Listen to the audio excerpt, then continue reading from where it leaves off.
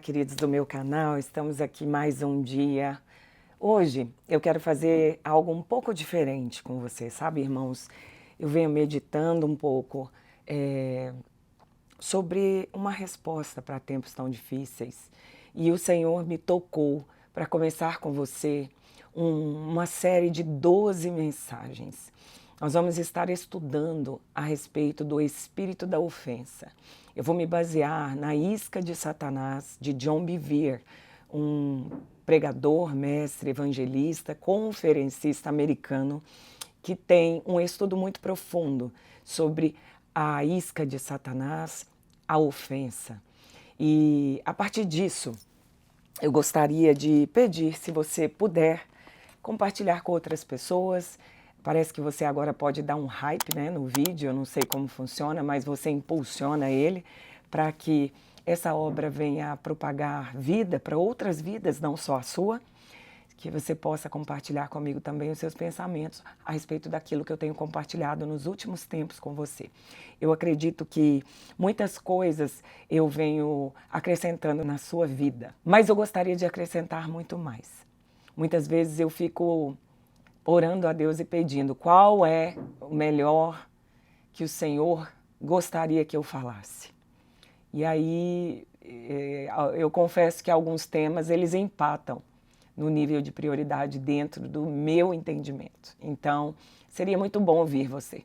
Se você puder comentar, né, embaixo aí nesse vídeo, falar um pouquinho o que você pensa, é muito bom. Eu leio todos os comentários.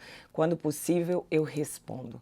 Mas, de fato, como o nosso canal de membros, por exemplo, está crescendo tanto, e no canal de membros eu tenho lá o curso de identidade, eu tenho mais proximidade das pessoas que estão ali, com certeza. Eu não tenho muito tempo, mas eu vou buscar responder cada vez mais cada um dos comentários. Nós não estamos aqui para fazer distinção de comentários. Nós queremos, a não ser que seja algo desrespeitoso. Não há por que permitir que isso fique público. Mas se é algo que é legítimo, nós não estamos aqui para se opor às oposições. Nós estamos aqui para defender, à luz da Bíblia, o nosso ponto de vista e a nossa crença. Amém? Então, vamos direto ao ponto. Olha, o que você faz com a ofensa vai determinar o seu futuro. Eu quero convidar você a meditar em Lucas 17. Você sabia que houve um período que os discípulos diante de Jesus gritaram assim: Senhor, aumenta a nossa fé. Eles ficaram desesperados. Queridos, você já parou para pensar o que Jesus disse para esses homens para que eles gritassem tão desesperados e pedissem? A Bíblia diz que os discípulos disseram para Jesus: aumente a nossa fé. O que foi de tão impactante que eles ouviram da boca de Jesus, que fizeram com que eles clamassem de maneira tão única, desesperada, pedindo e clamando por ajuda, o aumento da fé de cada um? A Bíblia diz que foi exatamente no momento onde Jesus diz: se o seu irmão pecar contra você, perdoe-lhe. E se ao meio-dia ele tiver ferido você, pecado contra você 7 vezes, você 7 vezes o perdoa. É interessante porque ele volta a dizer assim: se ele arrependido disser, estou arrependido, perdoa-lhe. Até esse momento, nenhum dos discípulos haviam dito nada para o Senhor Jesus nesse sentido de aumentar a fé deles. E olha que nessa circunstância, eles já tinham visto Jesus fazer o cego ver, o mudo falar, os aleijados andarem, a pegar 5 pães e 2 peixinhos e alimentar 5.000 pessoas, fora mulheres e crianças. Eles viram Jesus ressuscitar quem já tinha morrido. E eles não falaram: Senhor, aumenta a nossa fé, para que eles tivessem a mesma fé de Cristo. Não. O momento que eles gritaram por isso: aumenta a nossa fé. E olha que nós estamos falando de discípulos, homens que caminham com Jesus. É para a igreja. Essa palavra é para o povo que acredita no Senhor, que confia, que é crente, que crê. Por que eles falaram isso? Eles falaram isso porque, um pouquinho antes, o Senhor disse assim: se o seu irmão pecar, repreenda-o. Mas se ele se arrepender, perdoe-o. Se ele pecar novamente, volte a perdoar. E se ele pecar com você, contra você, 7 vezes ao dia, 7 vezes você volta a perdoar. Nesse momento, eles ficaram desesperados. Eles gritaram: Senhor, aumenta a nossa fé. Não é interessante? Interessante que não foram os milagres que fizeram com que eles gritassem: aumenta a nossa fé. Mas foi o que Jesus disse: se o seu irmão pecar contra você, não uma, não duas, mas muitas vezes, perdoe-o. E Jesus continua no verso 1 do capítulo 17, ele diz assim: porque é mister que venham as ofensas. Ele diz: é impossível que não venham ofensas sobre vocês. Nós, como discípulos, nós já deveríamos, é ruim dizer isso, mas nós já deveríamos estar acostumados com as ofensas. Nós deveríamos entender que ela é uma isca de Satanás. Porque ele disse isso aos seus discípulos. Veja bem, eu estou falando de Jesus, gente, isso é Bíblia, isso é palavra. A palavra ofensa, ela diz sobre isca, porque ela significa no grego a palavra escalion. Escalion é, na verdade, uma palavra grega antiga que é usada para descrever esse gatilho, que é essa isca que os caçadores usavam para pegar animais pequenos, pássaros. Escalion, que é essa palavra grega, é o que eles utilizavam. Então, quando eles colocavam a isca no escalion, no gatilho, como chamamos no dia de hoje, então a armadilha pegava e prendia o pássaro. O pássaro pegava a isca e a gaiola fechava. E ali ele prendia ele matava ele. Dessa forma que a ofensa é uma isca de Satanás para você, para o crente. É aonde nós nos entramos de maneira involuntária, claro, sem perceber, dentro do cativeiro que Satanás armou para a gente. Eu estou falando para pessoas que são ofendidas com seus familiares, com seus pais, com seus filhos, mas também para pessoas que são ofendidas com seus pastores, pessoas que são ofendidas com seus discípulos, a ofensa de uma maneira geral. Então, Paulo, quando vai escrever para Timóteo, lembre-se, ele é tido como pai de Timóteo, né? Porque ele pegou Timóteo para orientar, para cuidar, para alinhar com as coisas de Deus, com as coisas do ministério. E ele confirma isso quando ele escreve na carta para o Timóteo assim, olha, que é o segundo capítulo, ele diz assim, no verso 24, seja gentil e capaz de ensinar em humildade, corrigindo aqueles que se opõem a você, na expectativa que Deus lhe conceda arrependimento para que eles possam conhecer a verdade. E é interessante que no 2 Timóteo 2, no capítulo 2, versículo 24, ele vai caminhando até o 26, ele diz assim, para que eles possam voltar à sobriedade, recuperar os sentidos, a lucidez espiritual e escapar dessa armadilha, desse laço do diabo. Porque o diabo tem os feito cativos.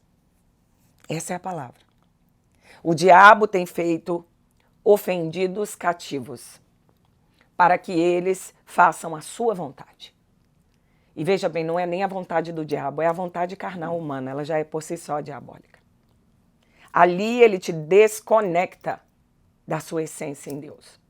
Então Paulo é muito interessante, porque ele diz assim, ora, um servo do Senhor, ele não deve brigar.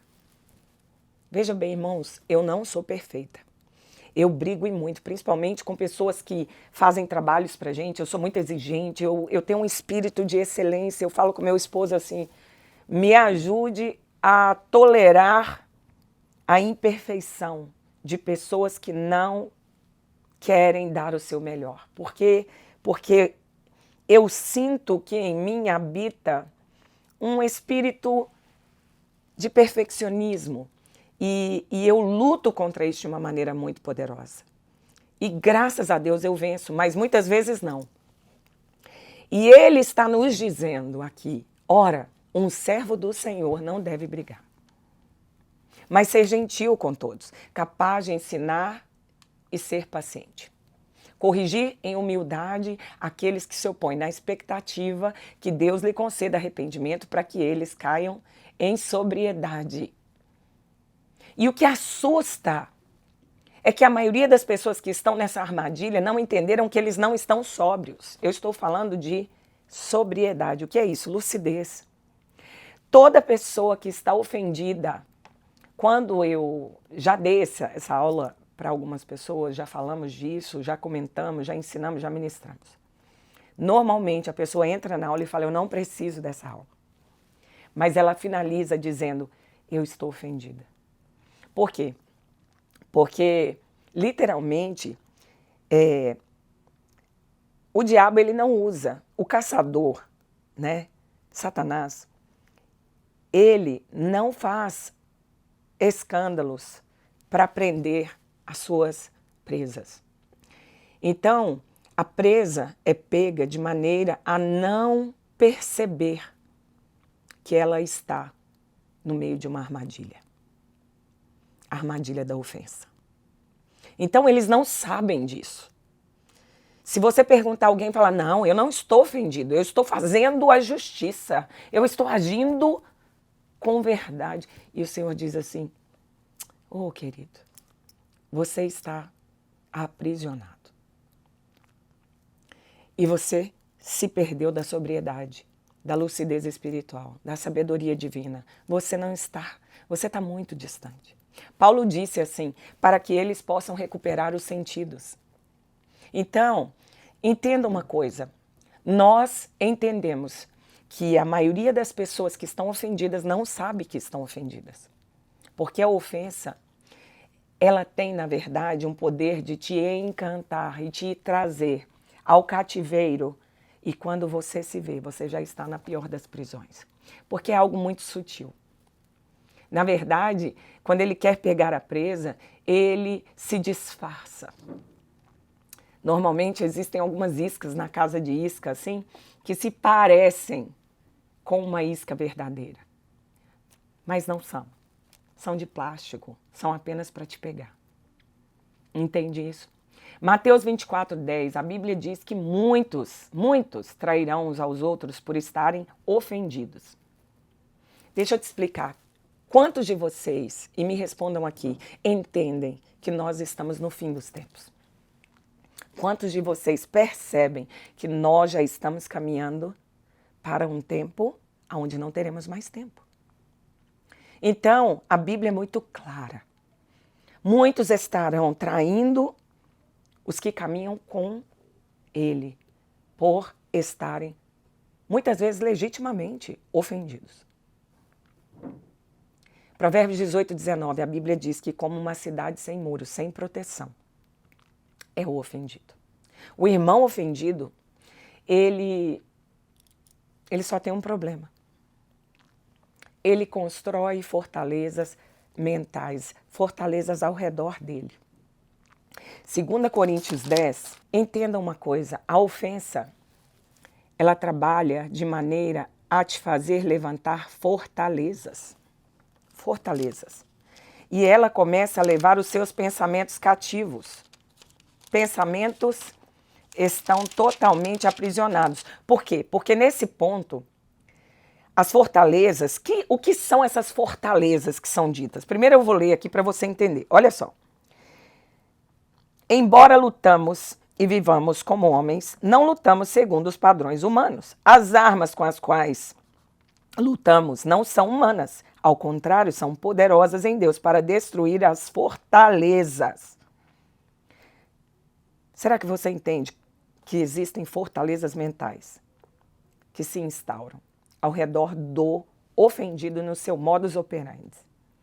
Aonde ele não está mais aberto, nunca mais eu vou estar servindo. Eu vou proteger aquilo que eu tenho agora. Porque eu derramei tudo e fui ofendido. Fui desprezado. Fui desvalorizado. Fui afrontado, fui humilhado. Então, entenda uma coisa, o que são fortalezas? Fortalezas trabalham na mente. Os pensamentos estão dentro. Sabe o que é fortaleza? Lembre-se, na época de Jesus, uma cidade, ela só tinha realmente relevância se ela tivesse muralhas, fortalezas que a protegiam. A fortaleza, ela protege tanto os que estão de fora para atacar os que estão de dentro, quanto os que estão com você para não te atacarem e para serem ali seus aliados dentro daquele lugar seguro. Quando não existem essas fortalezas, as pessoas que estão com você vão sair e os que estão fora vão entrar e viram um caos. O líder que acaba caindo nessa armadilha de ferir pessoas, muitas vezes ele vai gerar para ele problemas incansáveis. Mas essas fortalezas são processos de pensamentos que se opõem a toda verdade, a toda vontade divina. Em suma, a palavra de Deus. Você não consegue mais, o ofendido, ele não consegue mais ter a régua da Bíblia em tudo mais. Porque tudo para ele parece legítimo. Lembra quando você nasceu de novo? Eu me lembro. Eu amava todo mundo, gente. Eu amava pessoas assim, de uma tal forma, eu queria falar de Jesus para todo mundo. Eu ia para a igreja todos os dias, eu lia a palavra toda hora, eu orava, eu louvava, eu entrava no carro, eu falava em línguas, era algo tremendo, o primeiro amor. Mas aí, durante sua caminhada, como todos os discípulos foram avisados por Jesus e nós estamos avisados por Jesus, é importante que você entenda, é inevitável que aconteçam ofensas. Aí vem alguém da igreja e te ofende, algum amigo de ministério e te ofende, alguém da sua família, da sua casa ou a sua esposa e te ofende. Aí você se ofende amargamente. Por quê? Porque as suas expectativas estão extremamente altas. Você não espera de pessoas de dentro da igreja, de pessoas de Deus, você não espera de pessoas que conhecem o Senhor ofensas. E nesse nível, muitas vezes, você se decepciona ainda mais porque as suas expectativas eram muito altas. Muitas vezes nós falamos, nossa, nós amamos aqueles do mundo porque eles são tão bons, tão diferentes desses da igreja. E não é não, queridos. É porque às vezes eles fazem algo bom pra gente, mas como as nossas expectativas estão lá embaixo a respeito deles, porque a gente pensa, eles são do mundo, não conhecem o Deus que eu conheço, então não vou esperar muita coisa. Mas aí eles fazem alguma coisa de bom para você, e às vezes nem é tão bom assim. Mas você diz, nossa, que coisa maravilhosa, eles são demais, os do mundo são demais. Por quê? Porque é uma questão de expectativa. A expectativa que você tem dele é aqui, então quando ele faz algo bom para você, caramba, nossa, eles nos tratam tão bem. Porque nós estamos com as expectativas colocadas em situações de maneira diferente. Por isso que Davi, no Salmo 52:12, ele fala sobre expectativas e ofensa. Davi, ele sabia o que ele estava falando. Veja bem, vamos lá. Salmo 55:12. Se um inimigo me insultar, eu poderia suportar. Se um adversário se levantasse contra mim, eu poderia defender-me. Mas logo você, meu amigo, meu companheiro, meu amigo mais chegado que um irmão. Você com quem eu partilhava agradável comunhão, assentávamos juntos enquanto íamos com a multidão festiva para a casa de Deus. Que morte apanhe os meus inimigos de surpresa. Olha só, o problema é que a ofensa, ela vem de pessoas que estamos com uma expectativa muito alta. Estão próximas de nós, ela nos fere. É aquela coisa, né? Ela é gerada dentro de casa, dentro da família, dentro da sua congregação. É ali que o inimigo vai trabalhar. E aí, se você entender o que eu estou dizendo, você vai se proteger agora. Dentro de Israel, John Bevere, ele explica, tem dois mares, né?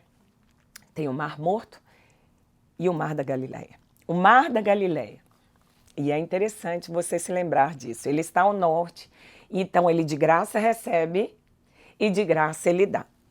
Então ele deságua, ele recebe e deságua no Mar Morto. O Mar da Galileia, por ele receber e entregar de maneira gratuita, ele não retém nada. Ele é riquíssimo, riquíssimo, completo, tanto na fauna, quanto na flora, quanto em relação a tudo. O Mar da Galileia é uma bênção. E o Mar Morto?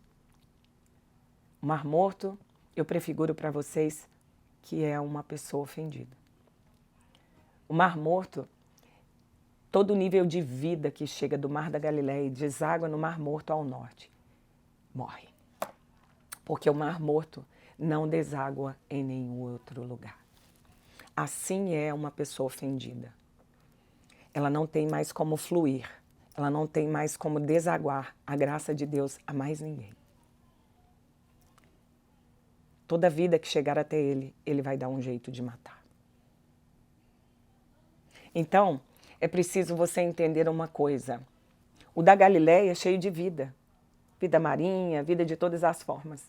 Porque ele flui do Rio Jordão e vai para o Mar Morto. Mas o Mar Morto, cada pedacinho de vida que entra nele, morre.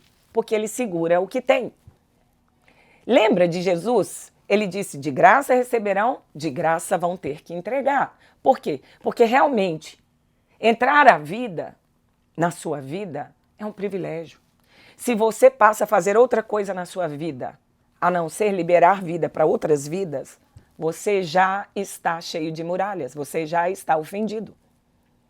Então, deixa eu te dizer, muitas pessoas ofendidas hoje só vivem para proteger o que têm. E elas dizem, eu não quero me machucar de novo. Por quê? Porque agora o mecanismo que se levanta em sua mente, em seus pensamentos, no fundo do seu subconsciente, agora o que existe é, eu já me machuquei muito, eu não quero me machucar de novo. Então, ele pede para devolver os padrões de raciocínio. Quando nós observamos que nós estamos agindo totalmente em ofensa, nós vamos responder diferente. E o interessante é que o Senhor alerta que isso aconteceria ao redor da igreja. Porque para nós é muito mais fácil perdoar alguém que nós não temos amor, consideração, intimidade, expectativa. O que nos ofende verdadeiramente é perdoar alguém que caminhava conosco.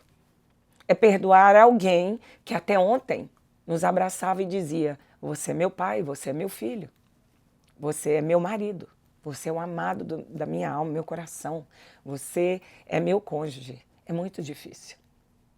Então, ouça aqui, uma pessoa que agora levantou muros, ela é um candidato perfeito para traição. Então ela deixa tudo aquilo que ela vivia antes na sua caminhada com Deus, porque a maioria das pessoas que eu encontro na igreja nem sabe o que é traição, e elas passam a ser traidoras, sem saber nem o que é. Se falar isso para elas, elas se ofendem. Sabe, porque o aspecto que as pessoas têm sobre traição, ele é muito falho, ele é muito limitado. Eu deveria dizer assim que traição é quando aqueles que buscam proteção ou benefício às custas de alguém com quem você tinha ou tem um relacionamento. Então, assim, muitas vezes quando você ouve traição, você pensa em Judas, certo? Mas isso não é certo. Porque uma traição é quando eu busco a minha proteção ou o meu benefício de alguma forma. A gente fala em inglês assim, any shape or form, de alguma forma ou jeito. E eu busco esse benefício às custas de alguém que conviveu comigo, que teve relacionamento comigo. Sabe por quê? A traição, quando ela é efetuada, ali se consuma o abandono do relacionamento. Ali acabou, definitivamente. Então, um traidor, quando ele não se arrepende, aí ele mata completamente a relação. E deixa eu te dizer uma coisa.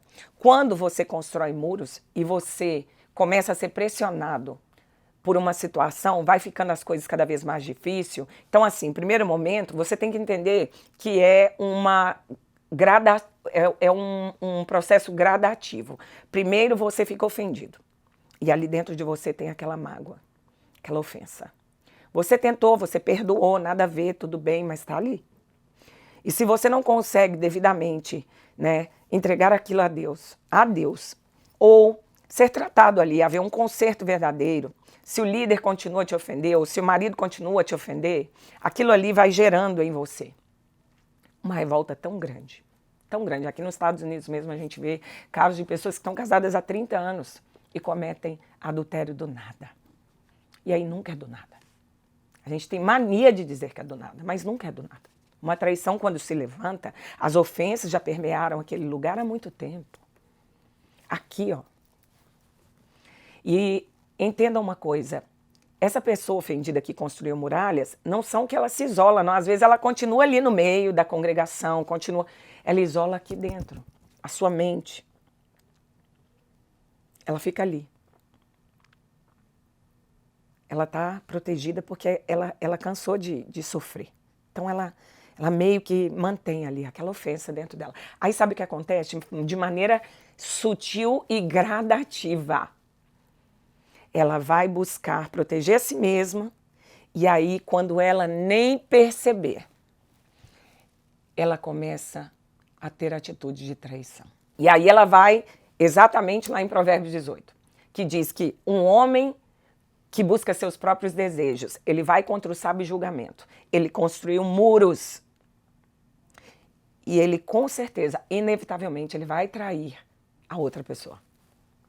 A mulher que ficar ofendida com seu esposo, se ela não permitir tratamento, se ela não abrir aquilo, se o Senhor não entrar no negócio, vai haver traição. Da mesma forma o marido com a mulher, da mesma forma o líder com o seu liderado ou o liderado com o líder. Existem traições que não são programadas, eu não sei até que ponto. Eu acredito muito que tudo vem sendo plantado devagar, porque antes de eu pecar, primeiro eu penso. Tudo passa pelo entendimento primeiro. Poucos são os casos que eu vi durante 24 anos de ministério, onde eu vi pessoas, não, eu caí sem querer. Não, são muito poucos. Normalmente no relacionamento, aquilo vai acabar levando a traição, mas antes houveram ofensas que vão levar ao ódio. Veja bem, é gradativo. Primeiro vem a ofensa, depois vem a traição, depois gera o ódio. Então, ouça com atenção, porque a Bíblia diz que quem odeia o seu irmão é um assassino. E interessante que ela não diz que é como um assassino, ela fala é um assassino, né? E eu quero ter a certeza que você entende o que eu estou falando. E vamos para a Bíblia. A referência para isso, a Bíblia diz lá em 1 João 3,14, que é assim, ó, todo aquele que odeia o seu irmão, todo aquele que sente para o seu irmão desprezo. Sabe por quê? Porque a Bíblia, ela é muito clara. Às vezes a pessoa fala, eu não odeio ele. Entenda uma coisa. Eu quero deixar bem claro para vocês. As pessoas pensam que odiar é dizer palavras horríveis, ir para cima dessa pessoa com uma arma para matar. Não, a Bíblia não diz assim. A Bíblia diz que Absalão odiou o seu irmão, os dois filhos de Davi. E a Bíblia diz que ele não falava nem bem e nem mal dele. Porque ele controlou o seu ódio. É aonde eu falo para vocês que o ódio não é isso que vocês têm na cabeça. Ter ódio de alguém é ter ausência de amor. Ou seja, a inexistência completa de amor e afeto. Isso é ter ódio.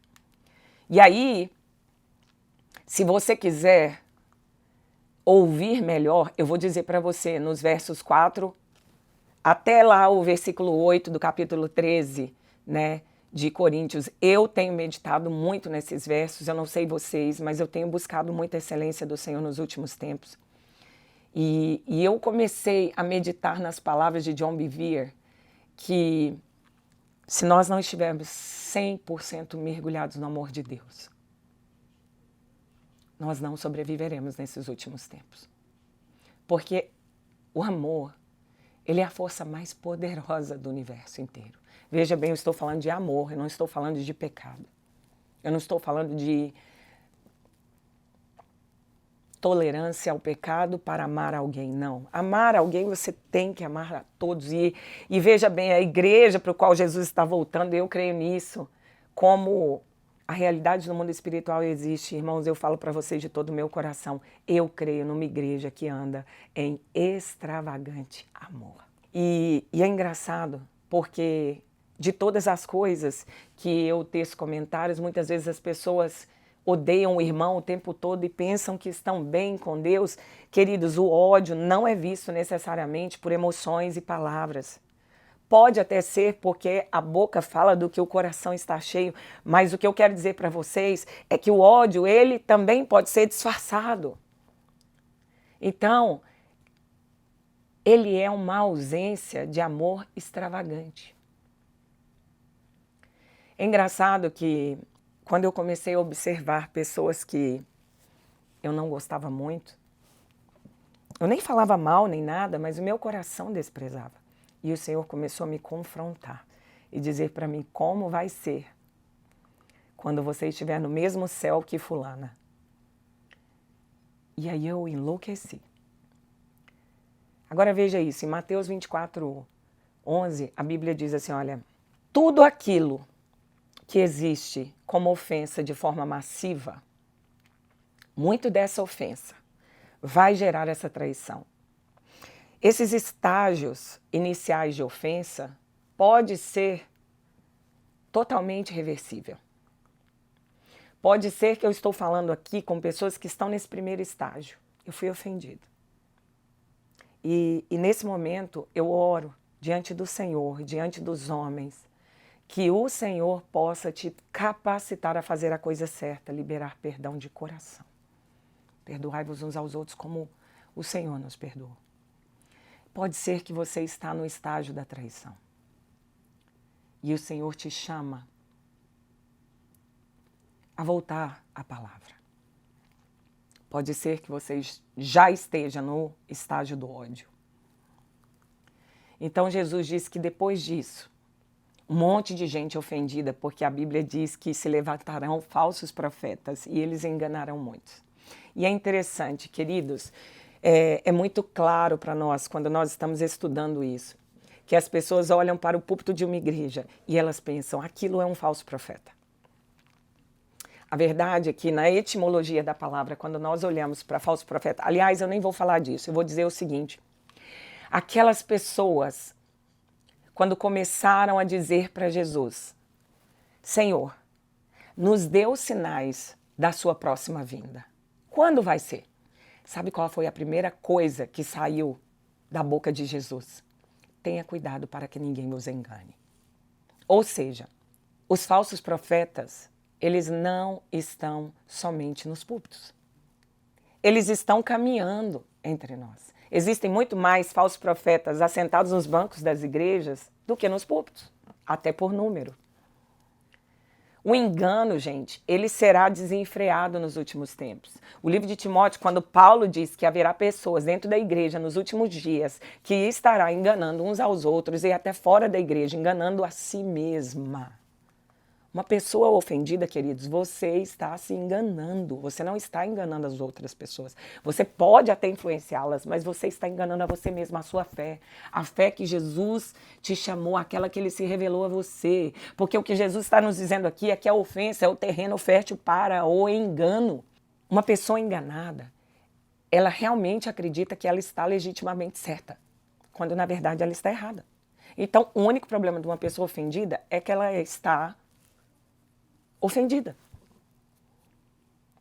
Então, sabe quando Jesus chamou os homens de falsos profetas? Foi em Mateus 7,15. Porque ali ele chamou os falsos profetas e ele disse assim, vamos saber se são lobos em pele de ovelhas. Mateus 7,15, Jesus diz assim, cuidado com os falsos profetas. Eles vêm a vocês vestidos de peles de ovelhas, mas por dentro são lobos devoradores. Deixa eu dizer para vocês, sabe quando o Senhor nos chama de falsos profetas? quando cogitamos palavras que não foram ordenadas por Ele, como se viessem da boca dele. Quando absorvemos dentro de nós a capacidade e a autorização para fazer justiça dele na terra. E a Bíblia fala deles como devoradores, ela chama eles de lobos, de predadores, ofendidos. Pessoas ofendidas são predadores. Eu estou falando de lobos. Eu aprendi que esses devoradores são lobos, são hienas. E sabe o que acontece? Eu não estou aqui ofendendo pessoas, até porque eu estou aqui dando um estudo baseado no Isca de Satanás, de João Bivia. Todos esses homens ofendidos, eles vão se reunindo e eles andam em matilhas. Eles têm um objetivo só. Sabe qual é? Isolar as ovelhas do rebanho. Porque existe proteção divina em andar junto de um rebanho. Existe proteção em caminhar em matilha. E por isso que eles caminham em matilha, eles se ajuntam. Ofendido com ofendido. Porque eles buscam separar as ovelhas do rebanho. E quando você começa a se isolar, uma ovelha sozinha, ela é facilmente um alvo para se tornar uma carne na mesa dos lobos, dos predadores. Sabe o que acontece? Lá em Provérbios 18:1, a Bíblia diz assim que um homem que se isola, busca seus próprios desejos e revela a sua indignação. Algumas versões falam, ele rebela contra a sensatez ou contra a sabedoria divina. Então, agora, o que assusta é o seguinte, você pode estar numa igreja, você pode estar numa grande família, uma família abençoada, você pode estar, assim, da maneira mais linda possível e você pode estar se sentindo externamente tudo bem, mas dentro do seu coração já possuem fortalezas. Então, lembre-se que o engano, ele não vem de capa preta, mas ele vem com roupa de anjo, com roupa de crente, né? A pessoa que é ofendida, ela é um candidato perfeito, né, para o engano. Então, à luz da Bíblia, o ofendido ele se torna um instrumento de Satanás. À luz da Bíblia. E o verso 12, nesse mesmo capítulo, a Bíblia diz assim, por se multiplicar a iniquidade, o amor de muitos se esfriaria. Então, a palavra grega aí para amor não é a palavra filéu, porque filéu é um amor que as igrejas têm, é um amor que as pessoas têm umas pelas outras, significa afeição entre irmãos. A palavra grega aí, chamada de amor, é ágape, ou agape, que é o amor de Deus. Que é o amor, Jesus disse, que o mundo não pode te oferecer. É um amor que é derramado no coração daqueles que um dia aceitaram Jesus. É quando você nasce de novo. É quando você é cheio do Espírito Santo. O que significa a palavra agapeu. Então, Jesus, ele está dizendo que nos últimos dias, uma ofensa não está apenas na sociedade, mas na igreja. Então, vamos pensar nisso, e foi dado exemplos assim dentro do estudo. Um sapo, quando você coloca ele numa água fervendo, ele vai pular, não vai? Ele vai pular para fora. Mas se você colocar ele dentro de uma vasilha com água fria e ela começar a se esquentar, ele vai se mover? Ele vai morrer ali. E é assim o processo de ofensa. A pessoa não percebe que está morrendo. Agora, quando o amor de Deus, ele começa a se esfriar, essas coisas vão acontecendo aos poucos. Eu quero finalizar essa primeira lição dando a vocês um conselho. Abstenha-se de toda ofensa. Em relação às coisas que vêm acontecendo do pastor Flávio, da missionária Andréia, em relação às pessoas envolvidas em tudo isso. A minha oração é que todos os envolvidos, o meu conselho é que eles fiquem longe da ofensa. Porque ela é massiva, ela é desenfreada. Jesus disse que ela aconteceria massivamente nos últimos dias. Haverão ofensas trocadas de maneira infinita e o fim disso é morte. O fim disso pode ser muitas vezes não só a morte espiritual, mas a morte em todos os sentidos. A minha oração é que você abra o coração e esteja aqui para a nossa próxima lição número 2, que eu já estou com muita vontade, ó. Tá tudo aqui anotadinho, bonitinho para você. Eu quero te convidar mais uma vez para participar do nosso grupo de membros, para vir estar mais próximo de mim, para que a gente possa se conhecer melhor, para que você possa fazer o curso Identidade que já está lá disponível. De verdade, irmãos, para que você possa meditar nessa palavra.